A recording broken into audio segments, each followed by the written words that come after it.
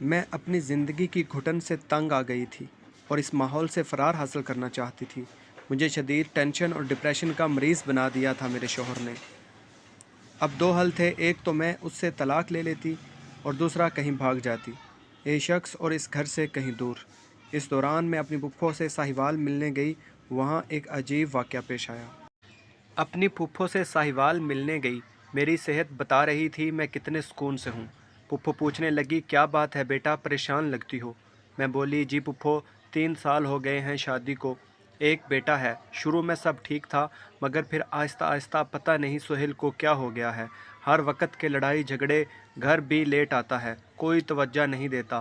ہزاروں مسئلے تھے جو میں نے پھپھو کو بتائے۔ میری ساری اور مکمل بات سن کر پھپھو بولی، ایک کام کرنا ہوگا، تمہارے سارے مسئلے حل ہو جائیں گے۔ اب بتاؤ، کر لو گی؟ رہنا چاہتی ہو سہیل کے ساتھ؟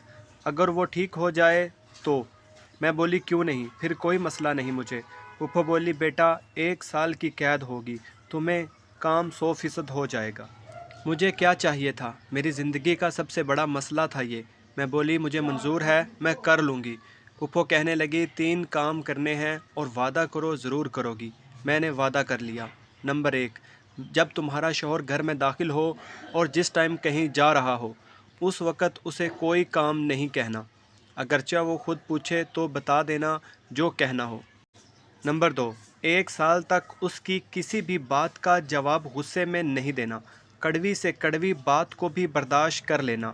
نمبر 3، اس سے بے پناہ محبت کرنا اور سچے دل سے کرنا، اور اسے اس بات کا یقین دلانا کہ آپ اس سے بہت محبت کرتی ہو، اور اس کی اور اس کے کام کی اور اس کی محنت کی تعریف بار بار کرتی رہنا۔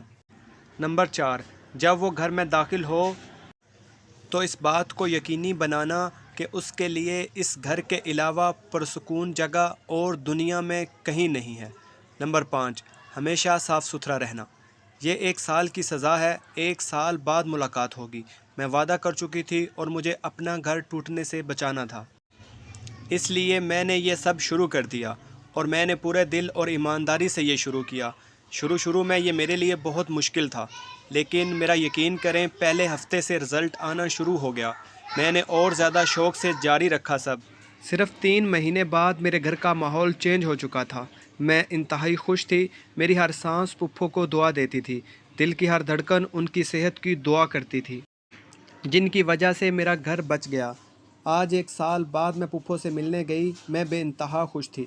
میری مکمل بات سننے کے بعد پھپھو بولی، اب نخرے دکھا سکتی ہو، وہ تمہارے سارے ناز نخرے اٹھائے گا۔ جب مرد کو یقین ہو جائے کہ وہ اس عورت کے ساتھ خوش ہے اور خوش رہ سکتا ہے تو وہ اس عورت کے لیے ساری دنیا چھوڑ سکتا ہے۔ میری پھپھو آج بھی زندہ ہیں، یہ 100% سچی کہانی ہے۔ Please subscribe our channel.